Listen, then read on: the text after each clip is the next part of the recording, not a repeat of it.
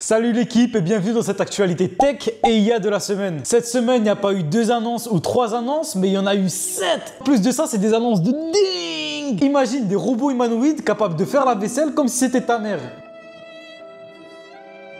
Ou encore des milliards de dollars injectés dans des projets, tout ça pour remplacer ton travail. Et tout ça, c'est pas que des simples annonces, parce que cette semaine, il y a eu du très lourd en matière de tech. Dans les prochaines minutes, je vais te détailler les événements qui vont changer ta vie dans les prochaines semaines, mois ou années à venir. Allez, t'es prêt? On commence avec une annonce européenne très stratégique. Le 5 octobre, l'Union européenne lance une stratégie appelée Appli AI. Oui, toujours de l'anglais, je sais pas pourquoi, alors que c'est de l'Union européenne. Bref, leur objectif, c'est de réduire leur dépendance vis-à-vis des États-Unis et de la Chine au niveau de la technologie. Pour que tu comprennes un peu mieux, aujourd'hui, plus de 80% des infrastructures utilisées par l'Union européenne sont chinoises ou américaines. Serveurs, modèles, cloud, API, l'Europe est complètement dépendante aux États-Unis et à la Chine au niveau de la technologie. Je peux te dire qu'en voyant l'avancée de la technologie là-haut, ils sont comme ça.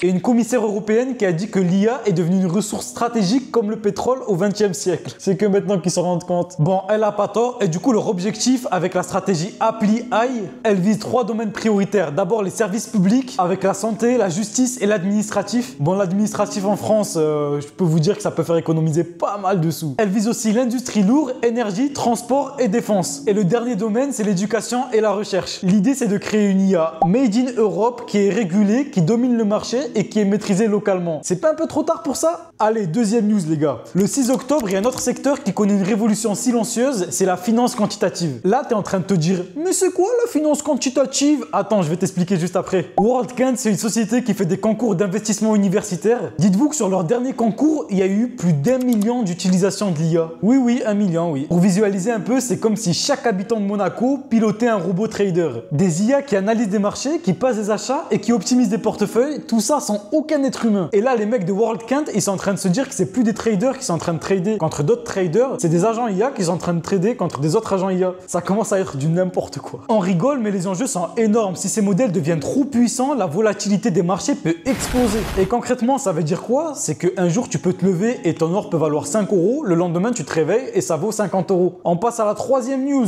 Il y a eu un vrai choc dans le monde industriel. SoftBank Group rachète pour 5,4 milliards de dollars la division robotique de ABB. Oui, 5,4 milliards de dollars. Et cash, sans crédit ni rien. Ils ont payé direct. Et pourquoi c'est énorme? Parce qu'en fait, ABB, c'est un des piliers mondiaux de la robotique industrielle. Elle équipe des chaînes de production comme Tesla, BMW, Airbus et des centaines d'autres usines à travers le monde. En fait, en rachetant cette division, SoftBank prend le contrôle stratégique d'une partie de l'automatisation mondiale. C'est comme si une entreprise mettait la main sur une autoroute que tout le monde prend et qui peuvent mettre les prix qu'ils veulent sur les péages. Et SoftBank ne cache même plus leur ambition parce que leur objectif, c'est de créer une IA physique à l'échelle mondiale. Concrètement, ils veulent fusionner de l'IA à de la robotique industrielle et de la robotique humanoïde. Pour que tu comprennes, imagine une usine 100% automatisée. C'est-à-dire que là, sur la chaîne de production, il y a un produit qui arrive, il y a un robot qui l'emballe et ensuite, il n'y a même pas besoin de réglage parce qu'en fait, c'est un robot qui ressemble à un humain qui va faire tous les réglages directement sur place. On est dans iRobot ou une annonce toujours le 8 octobre. Pendant que SoftBank frappe dans l'industriel, il y a une autre entreprise qui vient taper directement à ta porte parce qu'ils viennent de dévoiler leur tout nouveau robot humanoïde Figure 03. Je vais te montrer ça, c'est une dinguerie. C'est un robot humanoïde plus rapide, plus agile et plus autonome que tout ce qu'on a connu auparavant. Attends. Je vais te dire qu'est-ce qu'il sait faire, tu vas choquer ton crâne. Le robot, il sait charger un lave-vaisselle, c'est-à-dire qu'il peut prendre tes couverts et les mettre directement dans le lave-vaisselle, que ça soit des verres, des fourchettes, des couteaux, peu importe. Il sait plier du linge, c'est-à-dire que tu sors tous tes vêtements de la machine à laver, tu les poses sur ta table et le mec il vient et il commence à plier ton linge comme ça, comme si c'était une personne normale. Donc concrètement, il y a ton robot là, tu peux lui dire vas-y, va chercher la télécommande et ramène-moi là, et il va la chercher, il te la ramène. Tu peux lui demander tout ce que tu veux, comme si tu parlais à ChatGPT avec le mode vocal, et lui il comprend et il est capable d'effectuer les actions que tu vas lui demander. Il est aussi capable d'adapter ses mouvements en fonction de son environnement. Donc le robot il est là, il va détecter les objets autour de lui et donc s'il y a un obstacle, soit il va passer au-dessus, soit il va passer sur le côté, mais il va pas marcher dessus et se casser la gueule comme un petit robot pas intelligent. Et là je te parle pas de science-fiction, c'est vraiment vrai, il y a vraiment eu des démonstrations réelles. Le robot il est alimenté par une IA générative et sensorielle. Et ça lui permet d'apprendre de ses erreurs et ça c'est la plus grosse dinguerie vraiment. C'est-à-dire que le robot, imaginons qu'il est dans un environnement où il y a de la glace par terre et ça glisse.